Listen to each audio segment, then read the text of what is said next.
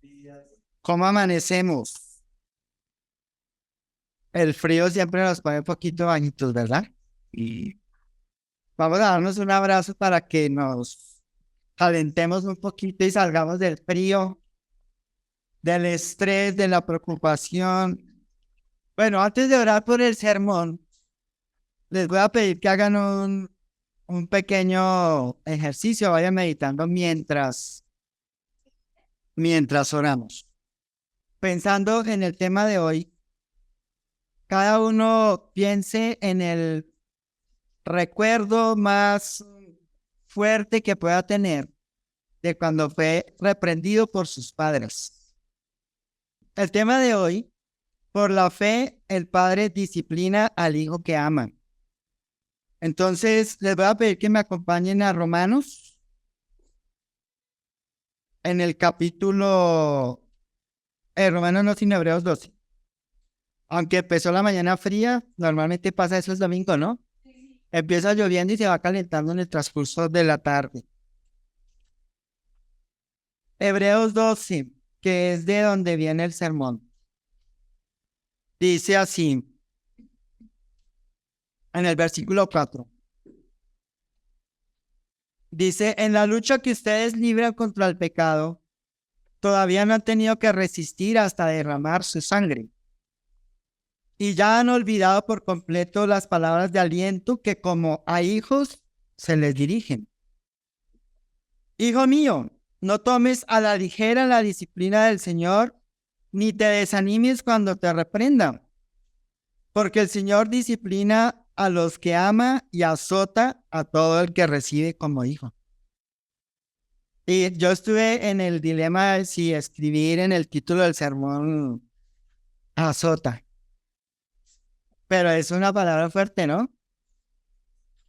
Es fuerte. Entonces yo dije, no. Y René en la bienvenida dice, no, venimos a ser animados. Y el título del sermón que dijera, el Señor azota al que ama, suena un poco desanimante, pero es muy animante cuando uno lo entiende. Y sigue diciendo en el versículo 7, lo que soportan es para su disciplina, pues Dios los está tratando como a hijos. ¿Qué hijo hay a quien su padre no disciplina? Si a ustedes se les deja sin la disciplina que todos reciben, entonces son bastardos y no hijos legítimos. Después de todo que nuestros padres humanos nos disciplinaban, los respetábamos. ¿No hemos de someternos con mayor razón al Padre de los Espíritus para que vivamos? En efecto, nuestros padres nos disciplinaban por breve tiempo, como mejor les parecía. Pero Dios lo hace para nuestro bien, a fin de que participemos en su santidad. Y guarden ese versículo ahí. Ciertamente ninguna disciplina en el momento de recibirla le parece agradable, sino que más bien penosa. Sin embargo, después produce una cosecha de justicia y paz para quienes han sido entrenados por ella. Y bueno, acompáñenme a orar antes de continuar. Amado Padre, te damos gracias por esta mañana, Señor. Gracias por tu amor y por tu misericordia. Gracias porque en la disciplina muestras tu amor, aunque no lo entendemos muchas veces. Aunque nos resistimos a entender que muchas veces tienes que producir dolor en nuestros corazones para ayudarnos a madurar, a crecer, para santificarnos, Señor. Y en nuestra naturaleza pecadora humana nos resistimos y nos quejamos y peleamos contra nosotros, contra otros, contra el mundo. Porque no entendemos sencillamente que tú disciplinas al hijo que amas. Te rogamos porque tu Espíritu Santo nos acompañe en esta mañana, Señor, y nos ayudes a entender tu amor a través del dolor que tú mismo nos causas. Te agradecemos y en el nombre de Jesús te oramos. Amén. Bueno, entonces vamos a continuar con la historia del rey David.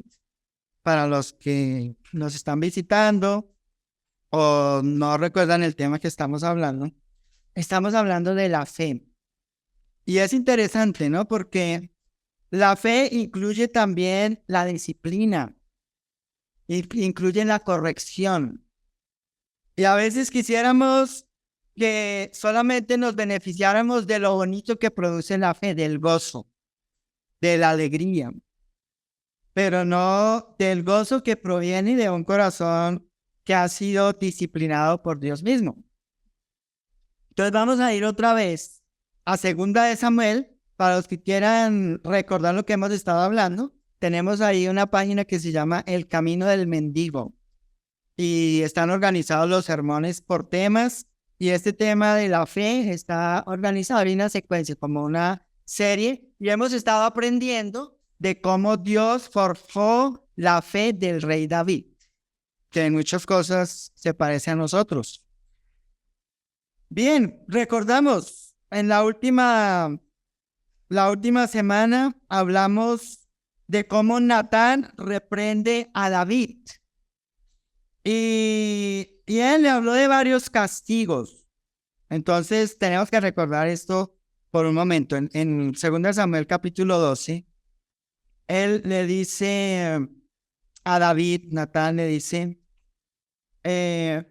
¿por qué entonces despreciaste la palabra del Señor haciendo lo que le desagrada? Asesinaste a Urías en Litita para apoderarte de su esposa. Lo mataste con la espada de los amonitas. Por eso la espada jamás se apartará de tu familia, pues me despreciaste al tomar la esposa de Urías elitita para hacerla tu mujer. Pues bien, así dice el Señor, haré que el desastre que mereces surja de tu propia familia y ante tus propios ojos. Tomaré a tus mujeres y se las daré a otro, el cual se acostará con ellas en pleno día. Lo que hiciste a escondidas, yo lo haré a plena luz a la vista de todo Israel. Responde David en el versículo 13. He pecado contra el Señor. Reconoció David ante Natán. El Señor ha perdonado ya tu pecado y no morirás, contestó Natán. Sin embargo, tu hijo morirá. Si morirá, pues con tus acciones has ofendido al Señor. Y hablamos la semana pasada del Salmo 51, de la respuesta de David a esa confrontación que le hace Dios por medio de Natán. Pero cuando seguimos viendo la historia de David, entonces vamos a entender en el capítulo 13 de ahí en adelante, de que para Dios no fue suficiente con que David haya sido perdonado. Tenía que tratar más profundo su corazón. Y es lo que va a pasar más adelante. Y vamos a ver cómo ese objetivo de la disciplina del que está hablando Hebreos se va a cumplir en la vida de David, en medio de muchísimo dolor. Y también vamos a ver los recursos que Dios utiliza para disciplinar, la disciplina en sí, y ser más conscientes de que la disciplina en un hombre y una mujer de Dios sí produce resultados. En el caso mío, yo me doy cuenta, es difícil uno entender que hay amor detrás de la disciplina. O sea, si Dios no nos ayuda a entenderlo, nos vamos a frustrar y va a ser muy difícil vivir nuestro cristianismo. Bien, entonces, igual como hemos hecho las otras veces, yo voy a leer algunas partes de la historia, a narrarla, pero cada uno luego se involucra y la lee con más atención, la estudia, la medita y a ver Dios qué más le revela en medio de su estudio personal. Entonces, capítulo 13, versículo 1. Viene el primer problema. Dice, pasado algún tiempo, sucedió lo siguiente.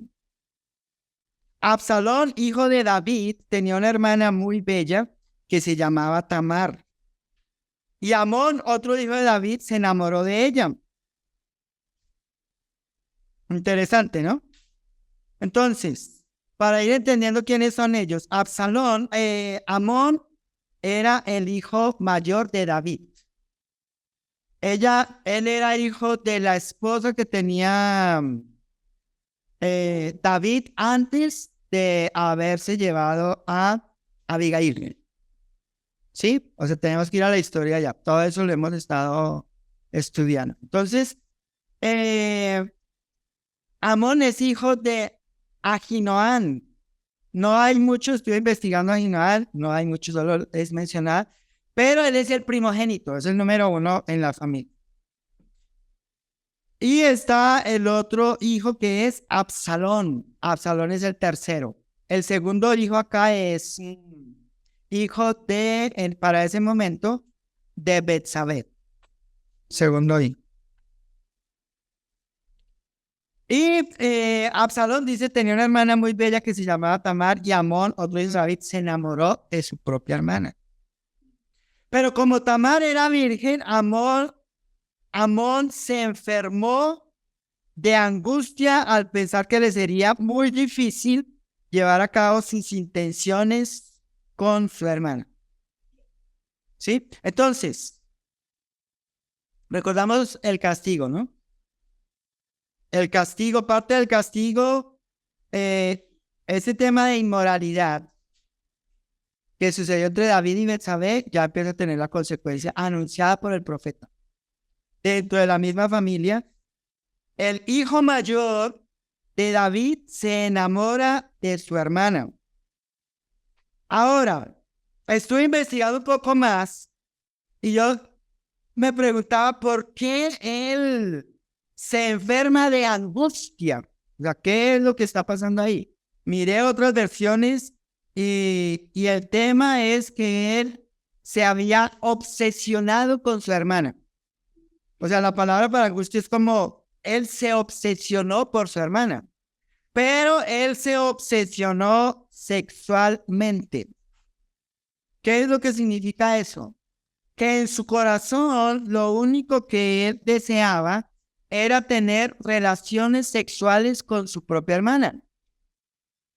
Y al ser una obsesión dentro de él, esa es una fuerza muy poderosa, una fuerza maligna que lo va a llevar a tratar de ejecutar la forma de satisfacer ese deseo. ¿Sí? Él hablaba ayer con una joven discípula que está estudiando psicología acerca de este tema y o sea, el sentir es como la sensación que experimenta una persona que es adicta a las drogas o que tiene algún tipo de adicción. Cuando una persona tiene incontinencia, o sea, alguien que ha consumido drogas y está tratando de irse alejando, entonces esa sensación de incontinencia que es tan fuerte, más o menos es lo que está sintiendo Amón por su hermana. Entonces, él dice ahí, se enferma de angustia al pensar de que no sabe cómo satisfacer esa necesidad, que es una necesidad malvada, ¿no? Entonces sigue diciendo ahí, sin embargo, Amón tenía un amigo muy astuto que se llamaba Jonadab y que era hijo de Sima y sobrino de David. Entonces luego siguen leyendo la historia y Jonadab aconseja a Amón de cómo hacer para que su hermana vaya a su casa y finalmente él pueda cumplir con el propósito que él tiene. Y ahí en el versículo 14, entonces dice, él la engaña a David, engaña a su hermana y la lleva a su casa y termina abusando sexualmente de ella. Dice en el versículo 14. Pero Amón no le hizo caso a ella cuando, no leo todo para que ustedes lo lean, sino que aprovechándose de su fuerza se acostó con ella y la violó. Pero el odio que sintió por ella después de violarla fue mayor que el amor que antes le había tenido. Así que le dijo, levántate y vete. No me eches de aquí, replicó él. Después de lo que has hecho conmigo, echarme de aquí sería una maldad aún más terrible. Pero él no le hizo caso, sino que llamó a su criado y le ordenó, echa de aquí a esta mujer y cierra la puerta. O sea, imaginen la escena como fue de difícil, ¿no? Así que el criado la echó de la casa y cerró bien la puerta. Tamar llevaba puesta una túnica muy elegante, pues así se vestían las princesas vírgenes. Al salir se echó ceniza en la cabeza, se rasgó la túnica y llevándose las manos a la cabeza, se fue por el camino llorando a gritos. O sea, todo el mundo se enteró de lo que había pasado. Ella totalmente destrozada por dentro, ¿no? Versículo 20. Entonces, su hermano Absalón le dijo: así que tu hermano Amón ha estado contigo. Pues bien, hermana mía, cálmate y no digas nada. Toma en cuenta que es tu hermano. Desolada, Tamar se quedó a vivir en casa de su hermano Absalón. El rey David, al enterarse de todo lo que había pasado, se enfureció. Absalón, por su parte, no le dirigía la palabra a Amón, pues lo odiaba por haber violado a su hermana Tamar. Si ustedes siguen mirando la historia, David no hizo nada, solo se enojó. No tomó ningún tipo de acción. Si vamos a Levítico, lo que dice la ley con relación a este tipo de actos, en Levítico 18:9 ya está diciendo lo grave que es para Dios que un hermano tenga relaciones sexuales con su hermana. Y en Levítico 20:17 habla del castigo. Y dice que si la relación ha sido consentida, los dos deben ser eliminados del pueblo, o sea, deben ser asesinados por la gravedad del pecado. Ahora, en este caso, él fue el que abusó de su hermana. Entonces, él debió ser, el castigo era la muerte misma. David solo se enfureció. No tomó ningún tipo de acción. No narra ahí que haya ido a hablar con Amón o que haya ido a consolar a su propia hija. No habla nada de eso. Luego seguimos, versículo 23. La segunda parte de la escena, estamos presentando los personajes acá. Pasados 2 años, Absalón convidó a todos los hijos del rey a un banquete en Baal-Hazor, cerca de la frontera de Efraín, donde sus hombres estaban esquilando ovejas. Se presentó ante el rey y le dijo: Su Majestad, este siervo suyo tiene esquiladores trabajando, le ruego venir con su corte. No, hijo mío, respondió el rey. No debemos ir todos, pues seríamos una carga. Absalón insistió, pero el rey no quiso ir. Sin embargo, le dio su bendición. Entonces Absalón le dijo: ya que su majestad no viene, ¿por qué no permite que nos acompañe mi hermano Amón, el que había violado a su hermana? ¿Y para qué va a ir contigo?, le preguntó al rey. Pero tanto insistió Absalón que el rey dejó que Amón y sus otros hijos fueran con Absalón. Este, por su parte, le había dado instrucciones a sus criados: no pierdan de vista a Amón, y cuando se le haya subido el vino, yo les daré la señal de ataque y ustedes lo matarán. No tengan miedo, pues yo soy quien les da la orden. Ánimo, sean valientes, les dice. Los criados hicieron con Amón tal como Absalón les había ordenado. Entonces los hijos del rey se levantaron y, montando cada uno su mula, salieron huyendo. Todavía estaban en camino cuando llegó este rumor a Dios de David: Absalón ha matado a todos los hijos del rey. Ninguno de ellos ha quedado con vida. Ahí paramos un momento. Entonces, ¿qué es lo que vemos?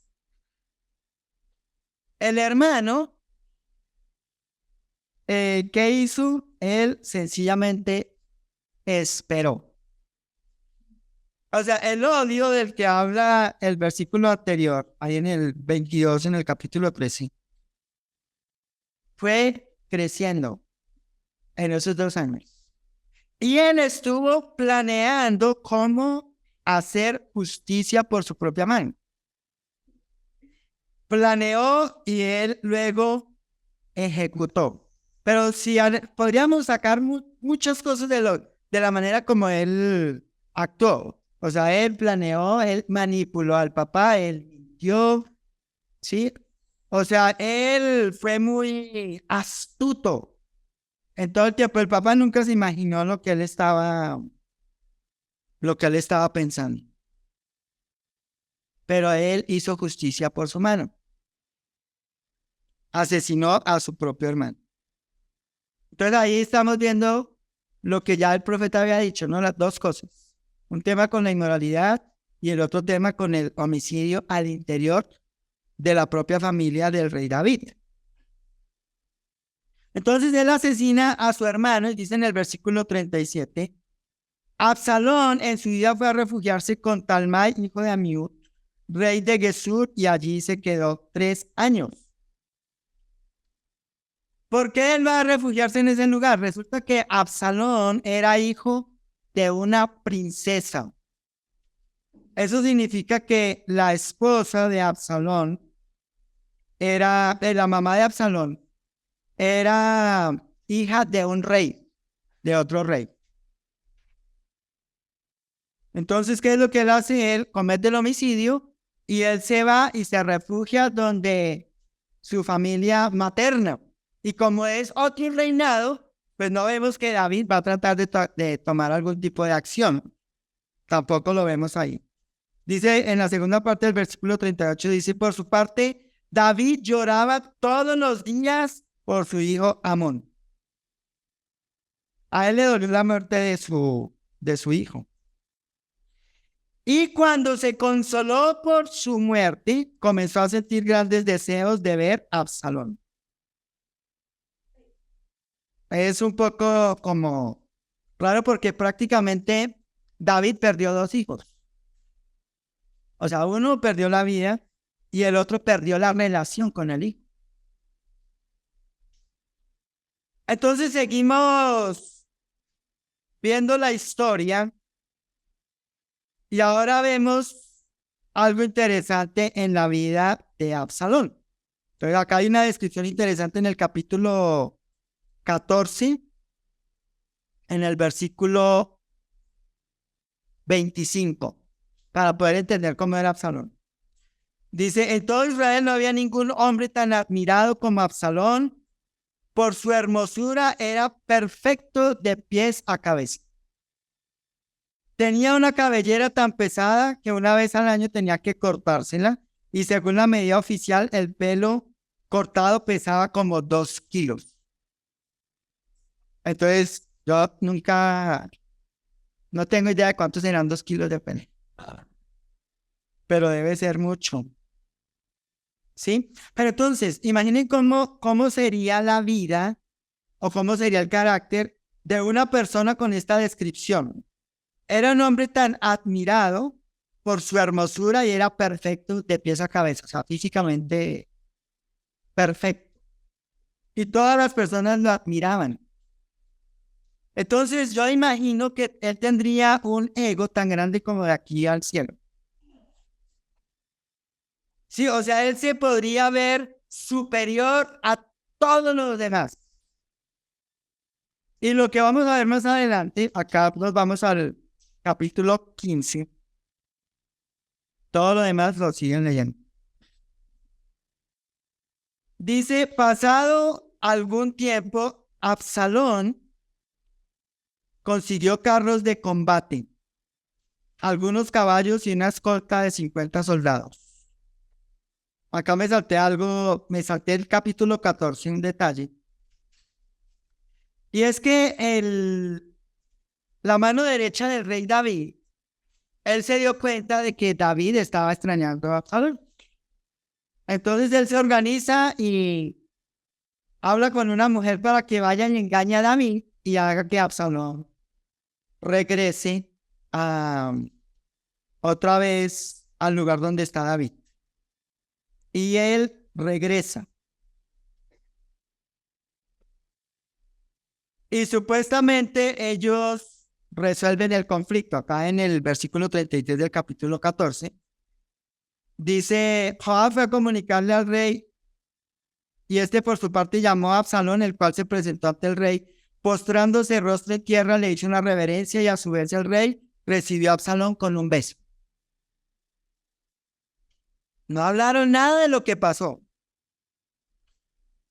No hablaron nada. Y eso hay que leerlo y estudiarlo con atención, porque no sé si nosotros somos conscientes, pero hay una tendencia en el ser humano a no hablar de los problemas. ¿Sí? Por la razón que sea. O sea, las personas en su naturaleza muchas veces les da miedo o pánico hablar de los problemas. Y muchas veces es mucho más fácil resolver de muchas formas.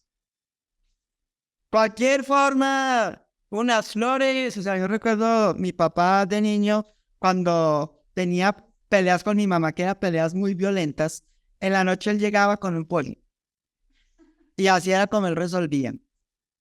Y nunca se hablaba. Nunca se hablaba. Y mi mamá, ella fue, en su corazón, se fue gestando mucha amargura, mucho odio. Y hubo un momento en el que se separaron.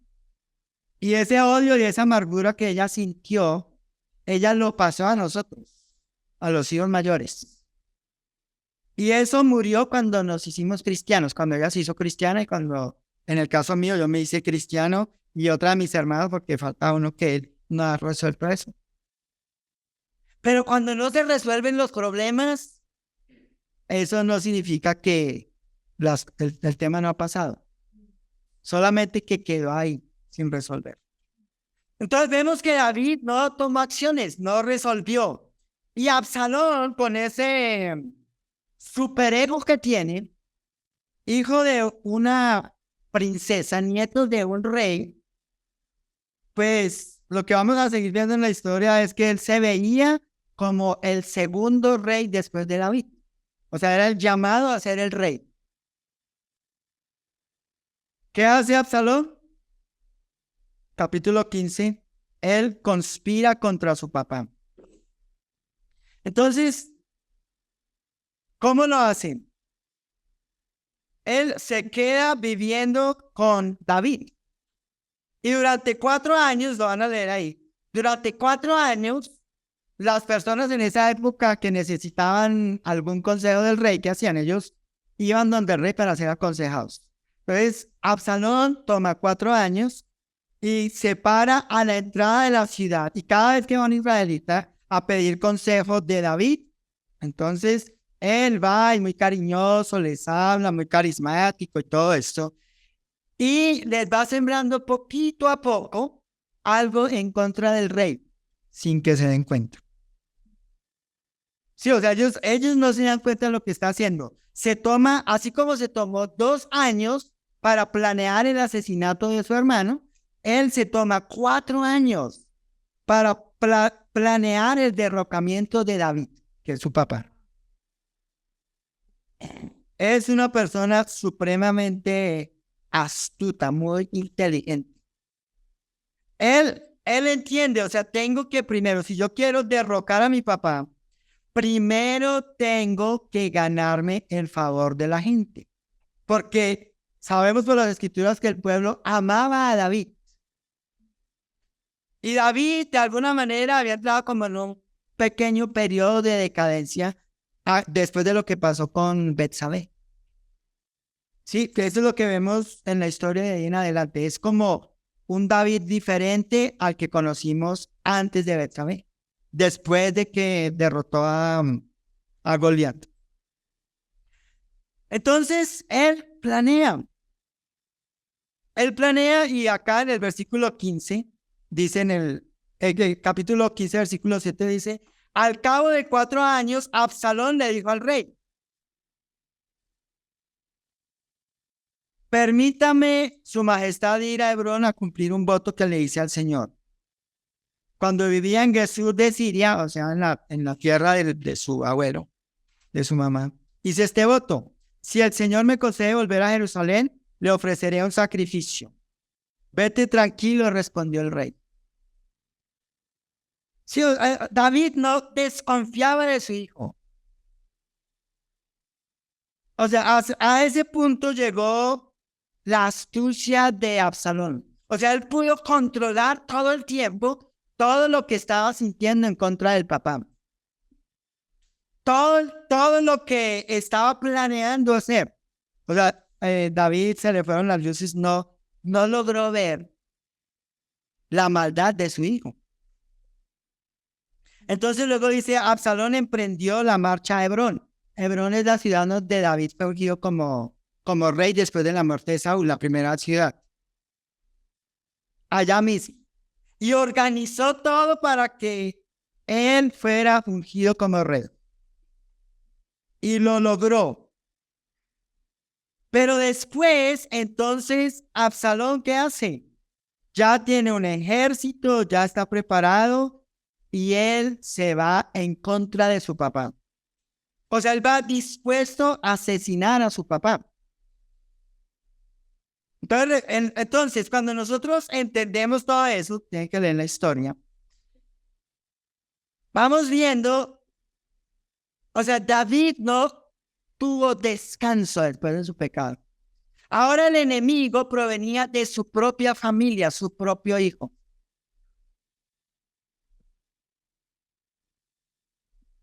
Y yo meditando esto me daba cuenta. O sea, tan grave, o sea, tan duro, O sea, el corazón de David se estaba distanciando tanto de Dios, que Dios tenía como que crearle una situación supremamente adversa para humillarlo y llevarlo a depender otra vez de él como era en el principio.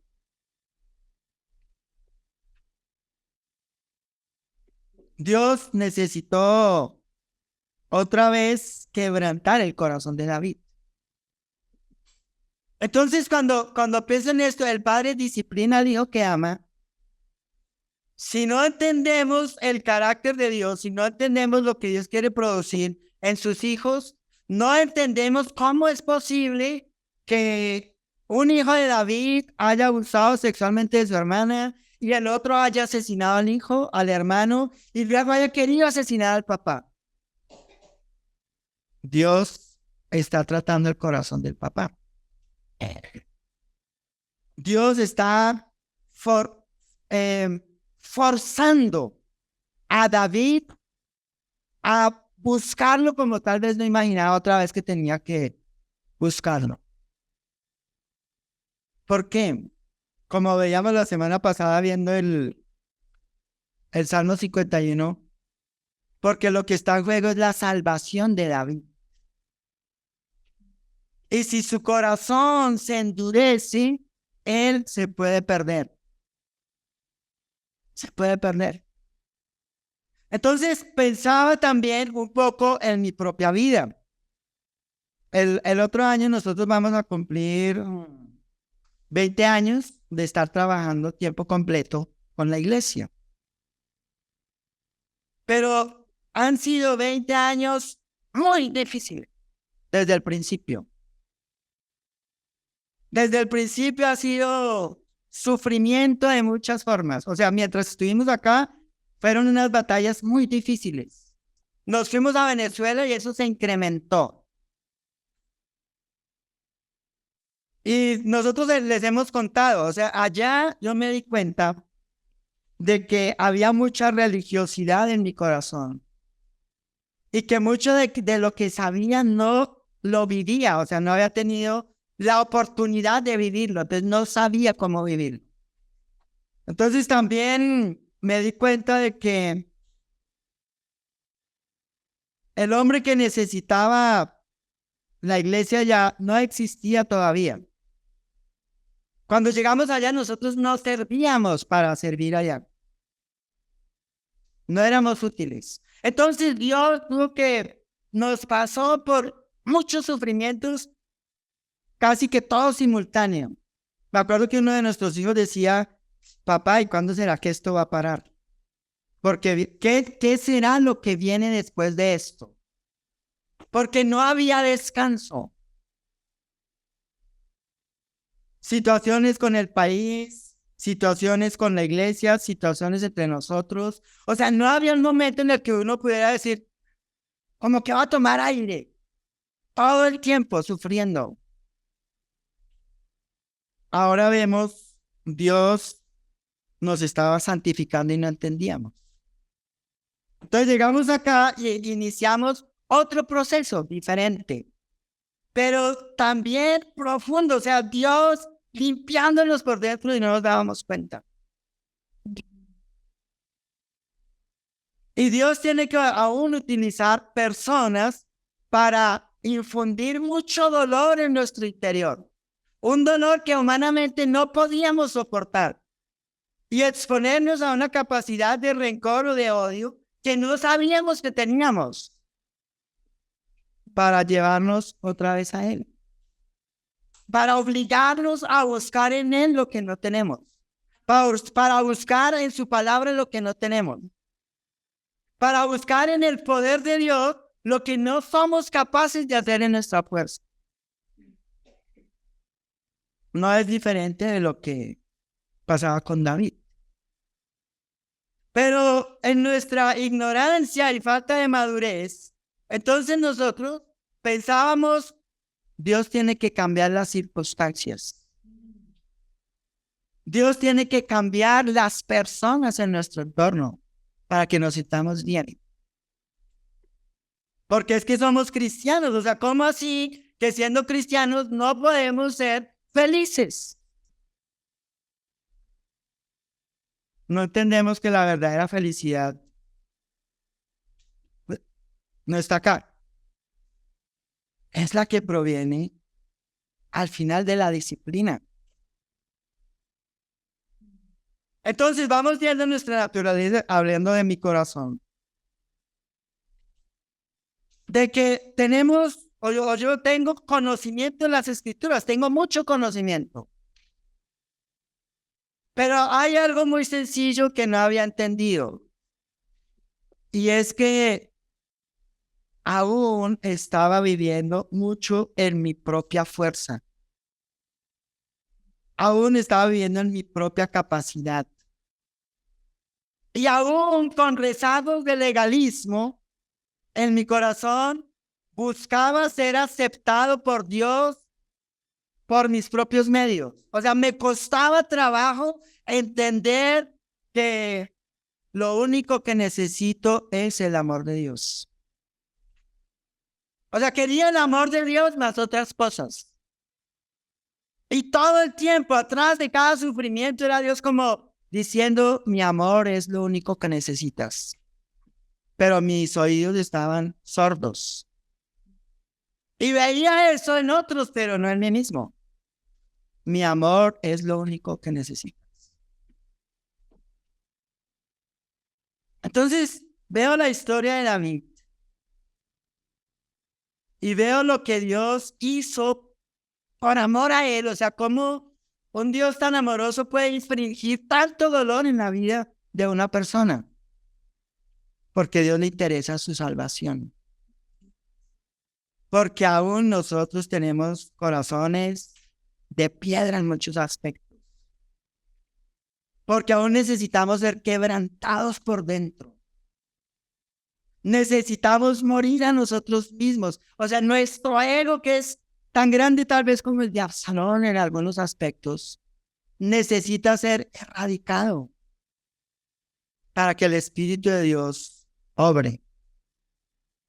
Entonces, en medio de todo esto, que es como entrar en otra oscuridad, Dios, en el caso mío, me anima como dándome a entender su palabra. A pesar de que por dentro, entre más la entiendo, más oscuridad veo dentro de mí, más pecador me veo y más hay la tendencia a pensar cómo es posible que Dios ame a alguien como yo. Cuando Dios me ama no por lo que yo haga o por lo que yo soy, sino porque Él eligió hacerlo. Y eso es difícil de entender. Y es difícil descansar en ese amor que solo Dios provee. Entonces, viendo todo esto, voy voy encontrando paz en mi corazón, paz. ¿Por qué? Porque cuando entiendo que atrás de la disciplina de Dios hay un amor muy profundo de Él hacia mí, pues yo no puedo, ya no me puedo resistir al amor de Dios. Y más bien abrazar la disciplina, abrazar el sufrimiento mucho más, abrazar el dolor y aceptar que Dios ahí me está amando. Y quien se resiste al amor de Dios soy yo. ¿Cómo me resisto al amor de Dios? ¿O cómo te puedes tú resistir al amor de Dios? Cuando no aceptas que Dios te está amando en tu peor momento. Cuando quisieras ver el amor de Dios expresado en momentos de mucho gozo y alegría y no aceptas que Dios te ama ahí. Entonces con dolor tengo que, como que Dios me lleva a mi infancia y les decía a ustedes, recuerden el primer momento donde fueron reprendidos por su padre o su madre. Y yo recuerdo cuando tenía 7 años, vivíamos en Bogotá, en Bosa, los que conocen Bogotá, ya frontera con Soacha. Y allá en esa parte pasaban las torres de la luz, gigantescas.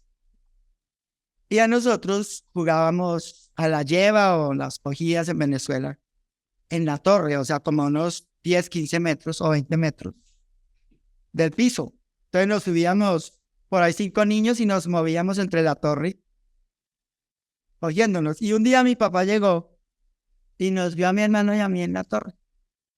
Y él nos vio, no dijo nada y se fue para la casa. Nosotros llegamos y él nos estaba esperando. En esa época existían unos cables para la plancha que son parecidos a este cable de micrófono. Y él lo enrolló y nos dio durísimo a los dos. ¿Por qué yo me di cuenta o recuerdo que nos pegó tan duro? Porque al otro día yo iba para la escuela, estaba haciendo primero de primaria. Y al otro día el, llegué a la escuela y en la escuela había un bus gigantesco, ya se me olvidó el nombre de esos buses. Y era viejo y tenía vidrio molido. Entonces unos niños cogieron vidrio molido y me echaron en la espalda. Y eso pues me ardía terriblemente. Entonces yo voy donde la profesora y la profesora llega y me levanta la camisa y encontró mi espalda lacerada, rota por el cable. Y ella me dice, ¿quién te hizo eso? Ahí yo me di cuenta lo fuerte que había sido la disciplina de mi papá. Entonces, yo soy alguien que le tiene miedo a la disciplina y le tiene miedo a la disciplina de Dios. Y por mucho tiempo le tuve miedo a la disciplina de Dios, porque yo pensaba que en la disciplina no había amor.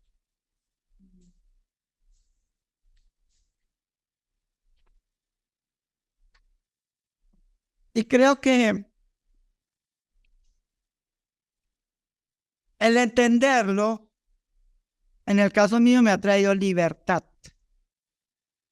porque Dios no es como nosotros, o Dios no es como nuestros padres, que muchas veces no nos amaron a través de la disciplina.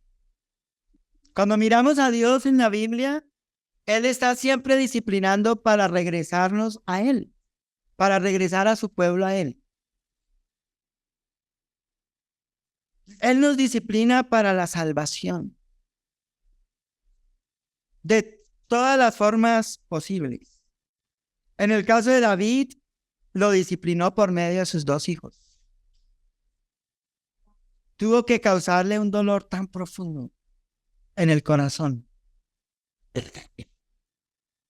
A veces podemos tener diferencias con nuestros hijos. Y nos sentimos ofendidos porque puede ser que nos puedan herir de alguna manera. Pero cuando no entendemos la disciplina de Dios, vamos a tomar las cosas personales. Pensamos que es contra nosotros. Y no vemos que Dios está tratando de forjar una persona espiritual que no existe. Y que solo se va a forjar si aceptamos su disciplina y lo que Él quiere transformar en nosotros. Entonces, en ese análisis, hablábamos con Nayib, decía, nosotros siempre decimos, cuando estamos frente a una situación, ¿qué tengo que aprender acá? ¿Sí? Y ahora yo me doy cuenta, ya no es una buena pregunta, ¿qué tengo que aprender? La pregunta es, ¿qué quiere Dios santificar en mi carácter? ¿Qué quiere Dios transformar en mi interior? Esa es la pregunta correcta. Porque a eso es a lo que Dios apunta. Porque el conocimiento se queda acá. Y si solo se queda en nuestra mente y no hay transformación, no sirve. Entonces, para la próxima clase, el Salmo 18. El Salmo 18 es la conclusión a la que David llega después de toda esta persecución que él vive. Entonces voy a leerlo, pero solamente para dejarlo de introducción para el próximo sermón. Acá en esta Biblia está la introducción, dice, al director musical de David, siervo del Señor, David dedicó al Señor la letra de esta canción cuando el Señor lo libró de Saúl y de todos sus enemigos. ¿Por qué el Salmo 18? Porque después de que murió Absalón, David escribió el Salmo 18. Ahí lo van a encontrar, creo que es en el capítulo 25. Y él dice así, o sea, imaginen la conclusión a la que llega, que luego lo analizaremos más. ¿Cuánto te amo, Señor, fuerza mía? Lo entendemos diferente sabiendo de dónde proviene, el estado del corazón del que lo está escribiendo, su vivencia. El Señor es mi roca, mi amparo, mi libertador. Es mi Dios, el peñasco en que me refugio. Es mi escudo, el poder que me salva, mi más alto escondite. Invoco al Señor que es digno de alabanza y quedo a salvo de mis enemigos. Nosotros lo leemos y decimos, sí, eso dijo David. Pero en medio de la persecución de Saúl, que fue su primer enemigo fuerte, de todos los enemigos que tuvo que conquistar todas estas ciudades, y luego de su propio hijo que trató de asesinarlo, él logra ver que Dios lo cuidó. Entonces tenemos que pensar, ¿qué quería comunicarle Dios en medio de todo su dolor? Que Él es fiel. Que Él está ahí. Que aunque no lo viera, ahí estaba, todo el tiempo estuvo. Que ¿qué es lo que más Dios quería proteger de David? Su salvación. Esa es una lección de salvación.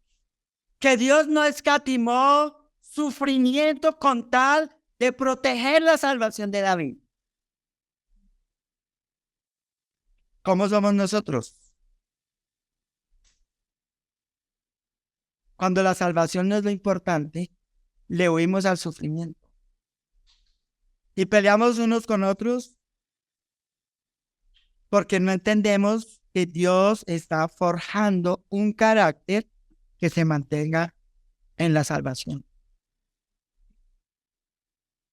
Entonces, ya para ir cerrando, en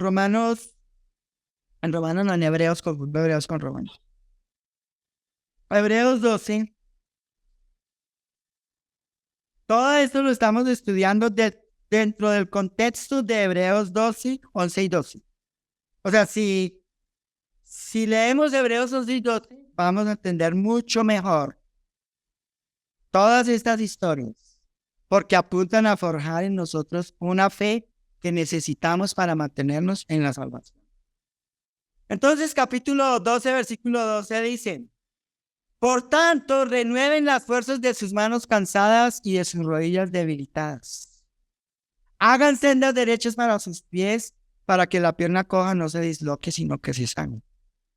Busquen la paz con todos y la santidad, sin la cual nadie verá al Señor. Asegúrense de que nadie deje de alcanzar la gracia de Dios, de que ninguna raíz amarga brote y cause dificultades y corrompa a muchos, y que nadie sea inmoral ni profano como Esaú, quien por un solo plato de comida vendió sus derechos de hijo. Y ahí pueden seguir leyendo. Todo esto apunta ¿a dónde? A la salvación.